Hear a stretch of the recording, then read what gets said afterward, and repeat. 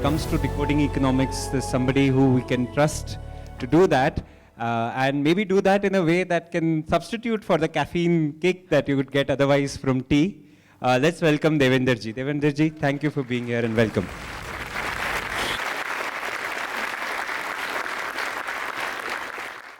Thank you for these lovely words. Normally, I don't get to hear them. All I get is a troll every morning I wake up and I'm on my Twitter. Well, if you get swayed by the title of this conference, In Search of Well-being, and you decide to go bicycling, you decide to use a bicycle, be sure you are not adding on to GDP. When you bicycle, you don't need petrol. When you bicycle, you don't need an insurance, health insurance. When you bicycle, you don't fall sick. And because you don't fall sick, the health industry, the pharmaceutical industry loses out. So you're actually not adding on to the GDP. So let's be very clear that what is well-being to you may not be what is well-being for the economists. On the contrary, if you buy a car, the GDP doesn't go only once. It will increase 2, 3, even 4 times. First time when you buy a car, whether it's 2 crore or 2 lakhs, the GDP goes up. You drive a car, the GDP goes up. In fact, many economists are suggesting that if you want the country's GDP to increase, the best is to increase the red light time. When your car is standing at the red light, the more it consumes petrol, the more will be the GDP. And when you drive a car, you leave the exhaust, you fall sick, I fall sick, we go to the doctor takes the fees, you pay the fees, the GDP goes up. So this is what a wonderful, phenomenal system of economic growth that the country or the nation or the globe has evolved over the years. The second scenario I want to present to you before you is not a scenario, but a fact, is that every minute, $1 billion is the subsidy globally that goes into food production. On an average, about $700 billion is what is known to be spent on producing food. I mean, there are still explicit and implicit subsidies which are difficult to decipher. And out of this entire amount spent on producing food, only 1% goes for environmental practices or environmental farming practices systems. That's a global picture. But if you come to India, in India, it's less than 0.5% that goes for environmental protection as far as agriculture is concerned. Now, these two scenarios should present you a picture how we have evolved a kind of economic design that has led to the kind of a disaster or the kind of worries that affects every one of us now. Let's look at that economic design.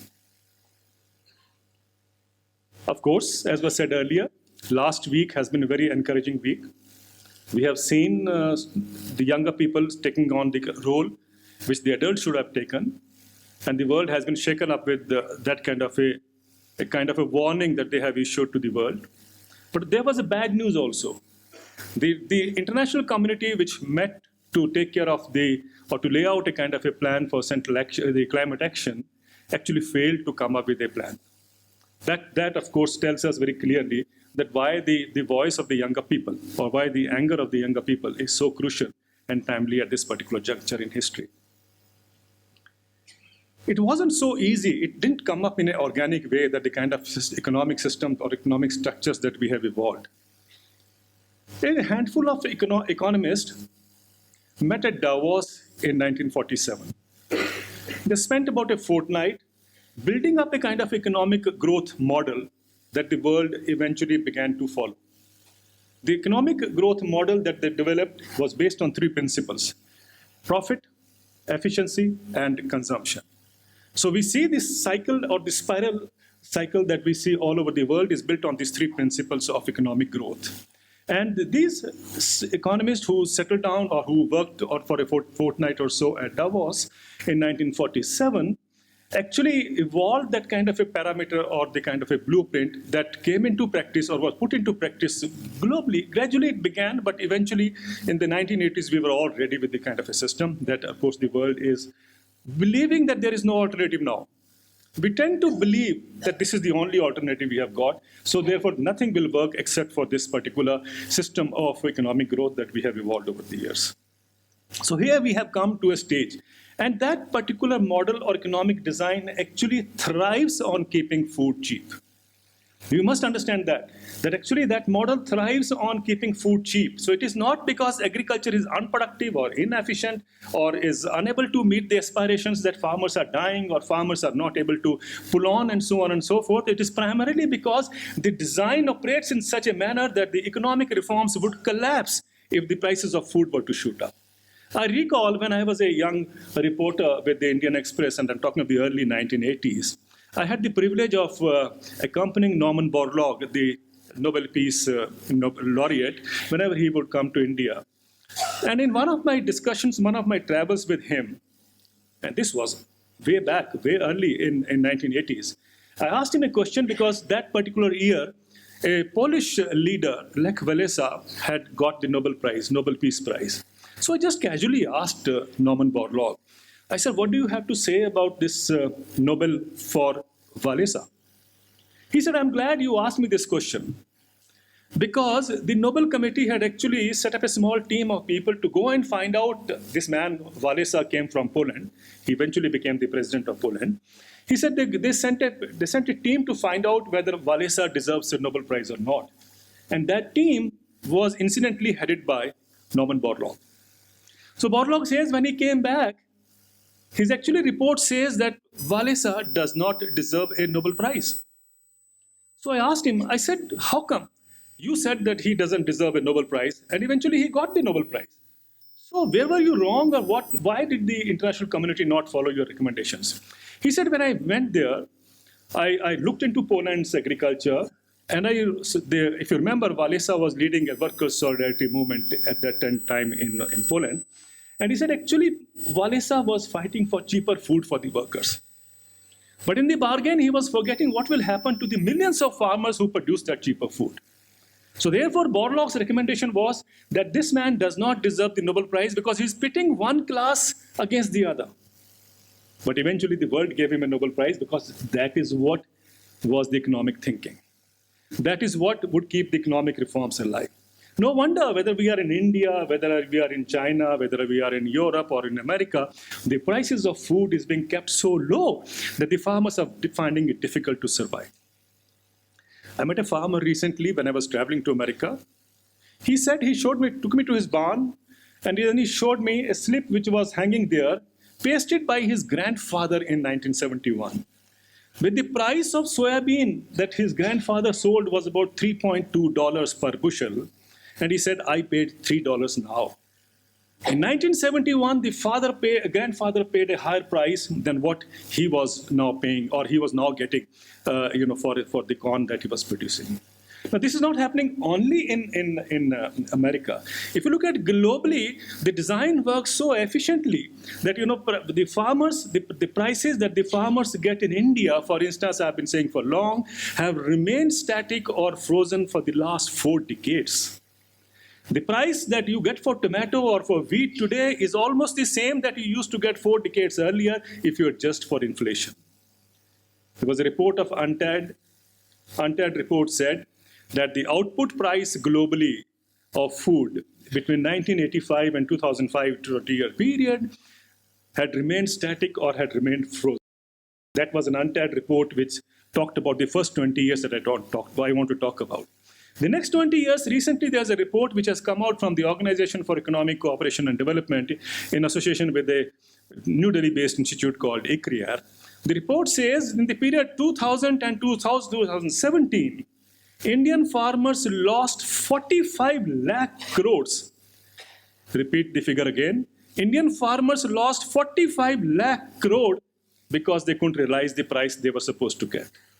Imagine for last 40 years, farmers are being paid the same price. If you and me were in that category, If our salaries had remained static for the last 40 years, I'm sure many of us would have committed suicide or would have quit the job. Now, the tragedy is that this is how it has been woven around. The entire economic design has been so cast that the farmer, we believe, he's somebody who has to toil hard. Perhaps, we need to be living off him rather than being worried about him.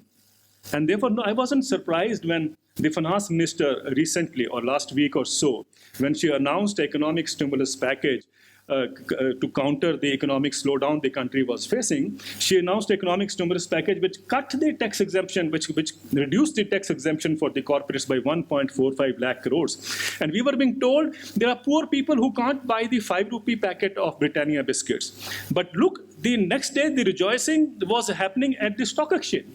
They were the one who were celebrating that kind of a rebate that was given for the tax concession. So the point is, we are not actually wanting to see that the poor or the masses are the ones which have to be taken care of. We are only ensuring that the bigger economic activity that we call it is one which should be always benefited. In fact, I have always been saying that the economic design has been so well crafted that actually it thrives on sucking the income from the bottom to the top. It isn't the trickle-down effect that we all consider or we all know about, but it actually sucks the income from the bottom to the top. And I have given an example, which I again repeat here for the benefit of the audience, that if there is a poorest of the poor women in a village, she doesn't have anything to look up to, but she decides for her own, livelihood, she wants to buy a goat, a bakri. How much will that cost? 10,000 rupees at the maximum? She goes to a microfinance institute.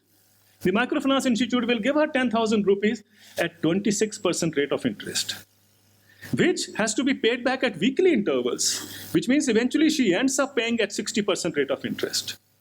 On the contrary, the Tatas have to set up a nano factory. The Gujarat government gives them all the benefits, all the attractions that you know of land, water, and so on and so forth. And on top of it, gives them 520 crore rupees as a loan at a 0.1% rate of interest to be paid back in 20 years. This is how the income is being sucked from the bottom to the top. And I'm sure you will all agree with me, if this poor lady in the village had got that 10,000 rupees at 0.1% rate of interest, she would have been driving a nano car at the end of the year. But the design is so prevalent that, we want to keep the poor where they are. And we think that the economic growth only takes place if we help one section of the society. Kaushik Basu, the former chief economic advisor of the World Bank, had in a tweet said that in America, in the last 9 years, they printed 36 trillion US dollars as surplus money. 36 trillion US dollars, and there was no murmur. There was not even a discussion on this. Where did that money go? $36 trillion. And let me take you back, before I answer this, let me also take you back to a period of 2009, when at the World Economic Forum at Davos, the Oxfam came out with a report saying that the wealth growth that has happened for the rich in just 1 year was almost $240 billion, which could have wiped out poverty from the face of the planet for 4 times over. $240 billion getting into the hands of 1% of the population, which was good enough to wipe out poverty from the face of the planet. But that doesn't end there. Imagine $36 trillion. I'm sure you and me would all think of that money should have been used for eradicating poverty, killing inequality, and so on and so forth. But no. On the contrary, it was distributed as what is called as federal bonds. Federal bonds means it goes into the hands of the rich people who invest that kind of a bond or the amount of money into the stock exchange of emerging economies like India, Brazil, or South Africa, and so on. And they are able to, of course, repatriate the profits. And what happens? Where has the 36 trillion gone? That is basically building on the kind of economic growth that we talked about. There's a price or there's a cost for that economic growth that we see. We normally believe it is an outcome of what? Efficiency. We believe it's an outcome of productivity. On the contrary, we say it is basically an outcome of the entire treasury being opened up for the sake of a handful of people. And that's how the design has worked. But somehow we as a society, we have remained elusive. We have remained away from these kinds of complexities because we believe that there is no other alternative. We believe this is the economic growth model that we have to follow because we have been programmed, as Sita said earlier, we have been programmed to believe that unless there is economic growth, the world would come to an end. In fact, when the climate change negotiations were happening, and there was a mention that in the 6-7 days now, or 6-7 years is the time left for the climate to go topsy-turvy, the person who literally cried in an interview was the chairperson of Exxon. And he said, my God, if the world finishes up in 6-7 years, then what about the oil that is still in the surface? He said, look at the wealth that still lies and we will be deprived of that. So it tells you very clearly where the interests lie. And somehow we have never been able to understand. It doesn't even end there. Last week, I was telling some of my friends, it was a report which did not attract any headline internationally. It said very clearly there was a technical glitch in the stock markets. So the markets have to be rescued. In a midnight coup, the American government or the American Fed pumped in $53 billion to save the stock markets. Was it mentioned everywhere? $53 billion could have wiped out poverty from the face of the planet. But that's the amount of money that is being spent to keep the economic reforms alive. That's how the economic reforms thrive. But somehow we believe it's because of the efficiency, the kind of consumption pattern. Of course, consumption pattern is an outcome which we all need to be concerned about, but more of the production that we talk about, the link between production and efficiency. Ladies and gentlemen, we are at a stage that we really need to look back, take a step back, and try to see where are we heading towards. The young girl from Sweden has sown that seed of revolt, I would say. And when I say that, when I see her in an angry mode, I feel very delighted. Because that's the kind of anger which is missing in the society.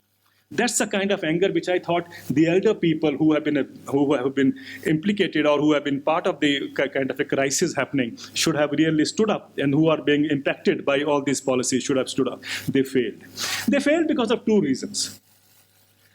There are two reasons. First, one is the fear of missing out. The other one is the fear of being left out. We need to understand.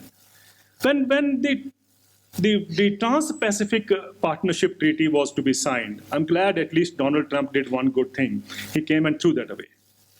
That many countries wanted to be part of it because the fear of missing out. They know that's going to be damaging for us, but still they wanted to be there because they fear that if we are not there, then we'll be lost. That was the kind of a reaction that happened.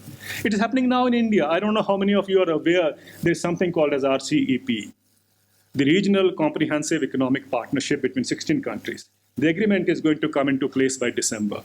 It didn't come into place earlier because India and Indonesia were to go for elections. And if it had come before, I'm sure the governments would have found it difficult to survive. But nevertheless, we are now ready with that kind of a protocol or the kind of a prototype that is going to come. The industry in India, by and large, the majority industry in India, including and plus the dairy sector of India, have warned the government again and again that once we become partners in the RCEP treaty, with China, Australia, and New Zealand also being there, we would be swamped by cheaper imports because the treaty makes it very clear. The obligation is that 92% of your tariff lines that you import have to be at 0% duty. Imagine the kind of flood of imports that will open up in this country. But the fear of missing out is what is actually holding on. That is what is making India to join that club. I don't know whether India also needs a Trump to throw RCEP out. That's a different question.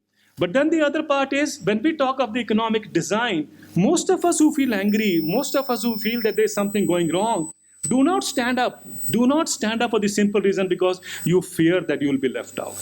You want to be part of the mainstream, but you fear that once you stand up against the mainstream, you will be left out, you will be marginalized. Majority of us, whether we like it or not, play to that game. And that is why we go on having a kind of a system. We know it that the system is not effective, is not something that benefits each and every one, but still we support it because we don't want to be out of that main line or the mainstream that we talk about. Ladies and gentlemen, we come to a state now that the world is faced with a terrible, terrible crisis. The $1 billion that we spend every minute on food and agriculture has actually devastated the soils. The soil health has gone to, as you know, from the organic matter in the soil has gone down to almost zero. Then, of course, the mining that takes place, the virtual mining of water being pumped out from the groundwater levels has also dried even the aquifers. We know pesticides and chemical fertilizers have done a tremendous damage, and eventually what is happening to our own human health is an outcome of, or the kind of a disaster that we see, health problem that we see all around, is the outcome of the food that we eat. After all, you are what you eat. And if your food is contaminated, first of all, if your soil is contaminated, your food is contaminated. And if your food is contaminated, your health obviously would be affected by that. This chain is very clear. And no wonder I see that globally, if you try to understand, the economic designs works like this. There is the Trimurti of the global economic design works like this. First of all, there is the food companies on one hand, then we have the trading companies on the other hand, and the third are the supermarkets, or these are the main players as far as food is concerned. But then, otherwise, if you look at it, this is the food sector. But then if you look at the other economic sector, there is a food industry, there is the health and pharmaceutical industry, and there is the insurance industry. The insurance industry pumps in about $6 to $7 trillion of money into the food industry every year. Why? Because unless the food is contaminated, the economic growth will not take place.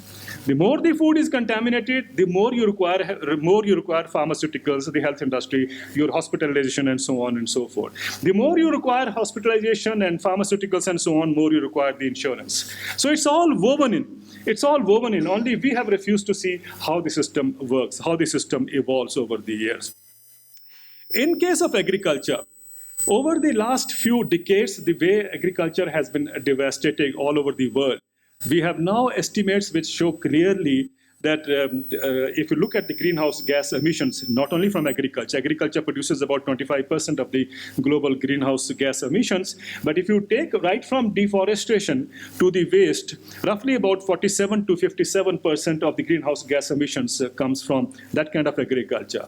And which means agriculture doesn't only need a kind of a remedy or steps that should mitigate the impact for the farmers or for the consumers, but I think what is more important is how can agriculture be redesigned in a manner that the global climate can be what you and me aspire or we desire that it should be. So the effort should be to change that kind of a farming systems that we have evolved over the years. But the farming system is so well entrenched with such a strong interest, commercial interest behind it, that to every small change, there is a kind of a huge reaction that takes place. So whether it's natural farming in India, we have a number of people now standing up and saying clearly, oh, this will take the country back into the era of ship-to-mouth existence. And so we should try to emerge out of it, try to stay out of that position when India was importing cheaper food going directly into the hungry mouths. Now that's a situation, that's a warning, that's a kind of a fear psychosis that is being created. And so that you don't move on to that kind of a system which is self-evolving or in a way very regenerative kind of a system of agriculture. But can the world move into in that direction? Well, the economic design may presently not allow that space. But globally, I am so excited that over the last few years, the kind of reaction internationally and nationally is so positive in that direction that even the Prime Minister of India is now saying that farmers should get away from chemical fertilizers. So I think that realization is coming. That realization is coming that chemical fertilizer, chemical pesticides, the mechanization at the pace which has taken place is something that has not only destroyed agriculture, but is one reason why we are keeping agriculture impoverished. The farming communities are, as I said, they are not inefficient. They are not something that we should worry about or give up on that, but they are victims of an economic design that it doesn't make us or give us that space to understand how it is happening. In India, what is the kind of income that a farmer gets every month or every year? I was surprised when the Economic Survey 2016 itself acknowledged for the first time that the average income of a farming family in India, and that is in 17 states of India, which means half the country, is only 20,000 rupees a year. Imagine if after all the hard work, the average income of a farming family is less than 1,700 rupees a month. You cannot rear a cow, you cannot bring up a cow in 1,700 rupees a month. Imagine how that farmer is surviving on 1,700 rupees a month. And we still believe that agriculture, if you go to the television channels and watch those programs, they always think agriculture is highly subsidized. And then again, this is the narrative. It is very cleverly built. When you use the word subsidy, a word which has been demonized, the first impression you have is, oh, this is the money which is a wastage. It's money going down the drain. It's a dole which should not be given. And who are these people who get the benefit of subsidies? Are of course the poor, by way of fertilizer subsidies, by way of food subsidies, by way of other subsidies. So we have a fiscal deficit, Lakshman Rekha enacted, which says that you should not be exceeding 3.3% of the budget as the support on subsidies. But when it comes to corporates, we don't call it subsidy. We call it incentives for growth. An incentive for growth, you and me believe that's something which is required. So when we have to give money to the poor, we call it subsidy. When we give it to the corporates, we call it economic stimulus. So we have these jargons, and that actually has enabled all of us to fit into a kind of a thinking that has gone on over the years. We as society, we refuse to understand what is the incentive when we say incentive for growth, and what is subsidy. Isn't subsidy an incentive for growth? If you give money, 500 rupees per month, to a farmer now under the PM Kisan scheme, direct income support, I think it's an incentive for growth. Imagine for a man who is earning 20,000 rupees a year, even if he gets 500 rupees per month, it is too low. And I'm sure it will increase in the years to come. But it's a good beginning. What is wrong in that? But when we give money to the 1% rich in this country, we all celebrate. We rejoice. The stock markets go up. The newspapers go gaga. This is the kind of economic reforms the country needs. And we all begin to celebrate that kind of a development process. We are, in fact, responsible for the world that we have created. Let's be very clear, ladies and gentlemen. The next time you blame the governments, you can blame the governments, blame the industry, blame all players, but don't forget to blame yourself also. Because when you were quiet, because you have not raised your voice, that is why the world goes along at a pace that it is finding it comfortable. Now look at India. We talk of the black hole. You know what black hole is. But there is another black hole in India. You go on pumping money in that black hole, and you never get to know where that money disappears. Since 2004, 2005, we have actually given a tax deduction or a revenue foregone of 5% of the GDP every year to the corporate sector. If I were to total it, it comes to about 50 lakh crores has been given to that sector. 50 lakh crore could have wiped out poverty from India for 100 years. And where has that 50 lakh crore? Do we even know? Again, on top of it, we have given another stimulus of 1.45 lakh crore recently now per year that will go. And that will add on to, I am sure, the 5% figure of GDP would now become 6% of the GDP. And on top of it, we have written off the corporate loans in the last 12 years from 2007 till today. 8.5 lakh crore roughly is the amount that has been written off for the corporates, 8.5 lakh crore. On top of it, there is a 17 lakh crore stressed loan that the government is now worried about, and out of which 14 lakh crore is not going to come back. So there are tax concessions, there are incentives, and so on. And yet we don't know where the black hole is going into. We don't even know where the money is going into that black hole. Money saved is money earned. I thought that is what we learned when I was a student or when we were a student. Money saved, for them, they have not paid the taxes. It has gone into their pockets because after all, the taxes exemption that the government of India gave was actually for what? To increase productivity, to increase industrial production, to increase manufacturing, to increase exports, and to provide jobs.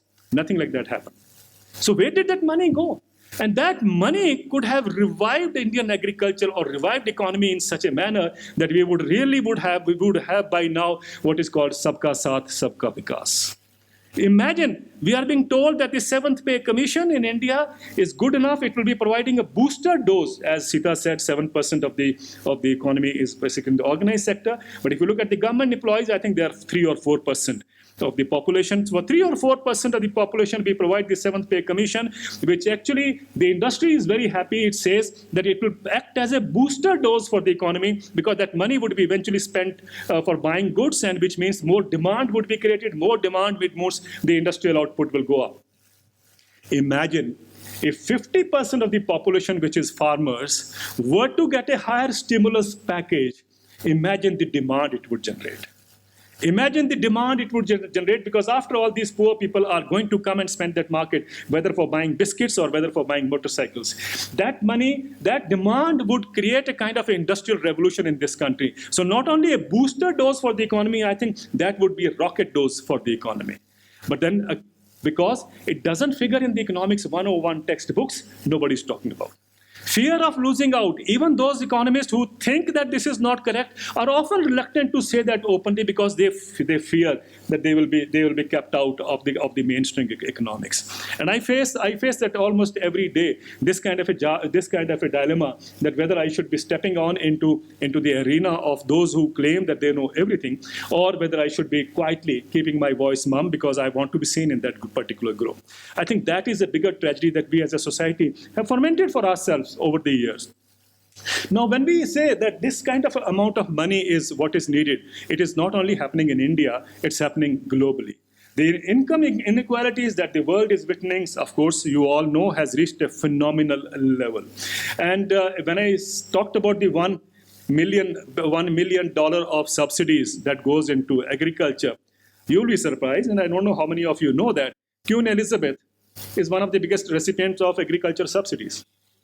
Prince Charles is one of the bigger recipients of agriculture subsidies. Half the cabinet of Holland is getting subsidies in their name. And David Rockefeller and Ted Turner are recipients of huge subsidies. So the subsidy structure is so designed that globally the $700 billion of farm subsidies that I talked about, actually 80% of it goes to the rich. The rest, 20%, is what is shared between the farmers, the research programs, and other kind of programs, and so on and so forth. Now, once the 80% goes bust, and that is what we are saying, if the $700 billion subsidies were to really be transformed or redesigned or redirected in a manner that it could benefit the small farmers or the majority farmers across the globe, imagine the kind of change it will bring to the economic growth that we all talk about. Now, is there a way out? Is the world in a position to really struggle out of this kind of a situation or not? And perhaps what should be the way out, or what should be the kind of a paradigm that we need to build on if we really want an economic growth model for everyone? Well, ladies and gentlemen, first look at agriculture. Agriculture, I said, and I've said earlier also, soil. Soil is the basis of human life, but soil is also something which civilizations were built on a good soil. A good soil is paramount to any kind of economic growth that we need to talk about. I see no reason why the entire global effort should not go into regenerating soil. And there are various ways of doing it. Let's not get worried. A report, IPCC report recently has cautioned us very clearly that 100 times more soil is being destroyed than what is being created, or what the cultivable land which is being saved. So it is, the warning is there before us, and the deserts are creeping at a fast pace all over the world. In India, about 30% of the land has become desert. In fact, my worrying part is that the states that we can't even imagine are now getting more, there's more desertification happening in those states. Goa, for instance, 50% desertification. Jharkhand, 50% desertification. Andhra Pradesh, Punjab, they're all faced with desertification. And at this pace of desertification taking place and the water getting exhausted, I think the combination of this can be seen as to what is going to happen in the future. Now, that's something we need to redesign, restructure, and move on to a kind of a farming system, which is based on traditional knowledge, which is based on the kind of biodiversity strength that the country has or the world has at this particular joint. Once you put that kind of a model together, you will be able to evolve a regenerative economic model of growth, which will actually not be dependent upon fossil fuels or not be dependent on that infinite growth that we talk about. As somebody has said very, very rightly so, he said, when we rely on the infinite potential of economic growth, you can either be mad or you are an economist. The choice is yours. But I think we need to understand that there is no infinite limit as far as economic growth is concerned. And the world has done enough damage to go on in this direction, believing that if there is no growth, then the world is going to crumble. It brings me back to something which I started off by saying. If I steal your car and then sell it, the GDP grows up. So this phenomena of economic growth, I think we need to decipher it in a manner that people can understand. And that is why often, if you have heard me, I've always tried to share that if a tree is standing, there is no economic growth. But if you cut down the tree, there's economic growth. Now the choice is yours. Do you need the tree or do you need economic growth? Now what looks to you attractive, I think we must understand that once we move these agriculture subsidies, and I'm coming back to the subject of agriculture, from the kind of investments that we are now having, $700 billion, to a kind of a natural farming systems, we would be creating employment.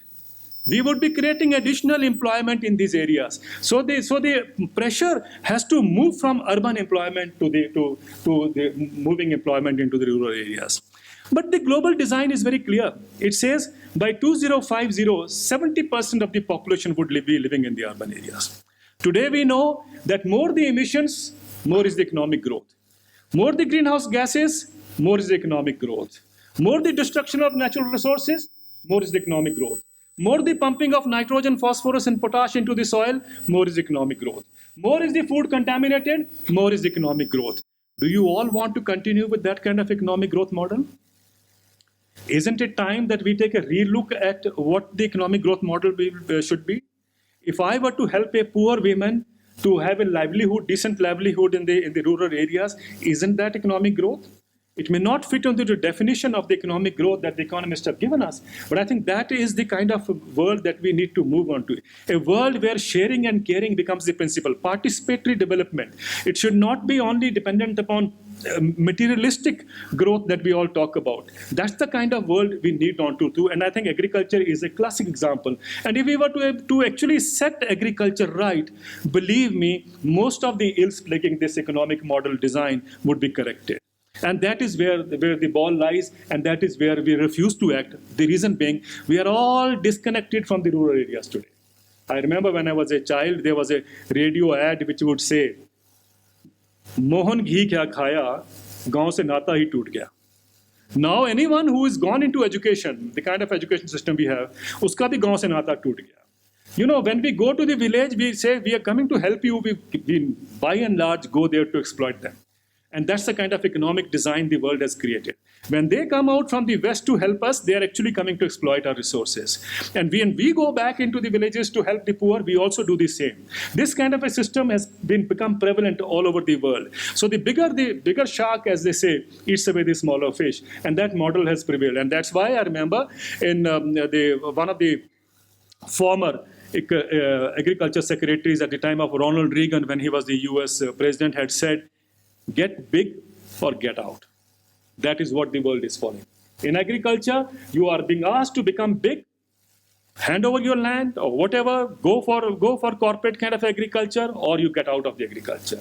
So that's the kind of a model we created, and once these people get out of agriculture, they'll be swarming into the cities, and that is the economic growth model that we have before you. If the population moves into the cities, that is taken as an ultimate indicator of development. Raghuram Rajan, the former RBI chief, I don't know why we go on, applauding people who look like poster boys. He said very clearly that the biggest ticket reforms in India would be when we move people out of agriculture into the urban areas, because urban areas need cheap labor. What he was suggesting was, because cities need the hardy mazdoor, you must pull these people out of agriculture into the urban areas. If that is the model of growth, ladies and gentlemen, you are happy with, I have nothing to say. But if that is a model of growth which you resent, I think at the time is very important, very crucial, that we must stand up and make our voice felt. I was very happy when I walked into this hall, walking into the hall. I found some younger people carrying this message, "We are Bhoomi." I was very happy to see that. I remember when I was a member of Team Anna and we had the movement India Against Corruption, the slogan which caught up the imagination of the country was, "Main bhi Anna, tu bhi Anna." And I think you are not only you are Bhoomi, I am also Bhoomi. So I am Bhoomi, you are Bhoomi, she is Bhoomi, everyone is Bhoomi. That's the kind of a slogan, that's the kind of messaging I think the society requires at present. Maybe Anna, let's learn from that, and let's learn from where Bhoomi has given us a message today, very resounding, that maybe Bhoomi. I would like that message to be now everywhere, maybe Bhoomi. You are also Bhoomi, I am also Bhoomi. So that message, the message that you want to percolate, the message that you have conveyed, and the message for which you have brought us all together, I think is what can resonate, what can create that kind of a ripple impact that the world needs to do. And let's not forget, as I said earlier, when we talked about Greta, the kind of anger she has, and many people, of course, have been abusing her left and right because they feel that will be the end of the world if what she says will come through. But I think the more important task is that people who gain control over their own resources, or people who gain control over their own fate or on their future, are the ones who will have the last shot, or who will be calling the shot. And I think what she has done is what Nelson Mandela had once said. He had said that the biggest tragedy of 21st century is that we have lost our anger. And he said, when I say anger, I don't mean you go and plant a bomb. Anger is your ability to digest, to comprehend, to decipher, and then stand up and ask a question. I think what Greta is doing is she understands and she's asking a question. It may be very uncomfortable for all of us. But remember and try to understand that if each one of us were to stand up and start asking an uncomfortable question, imagine the kind of a ripple impact or the kind of a surge that the world would witness in anger. And that is what the world requires. I am very hopeful that this two-day conference, and I, as one of those who has been coming back again and again because I see a ray of hope here very clearly and very loudly, I am very hope that this will be, as Neil Armstrong said once, he said, "It's one small step for a man and a giant leap for mankind." Thank you.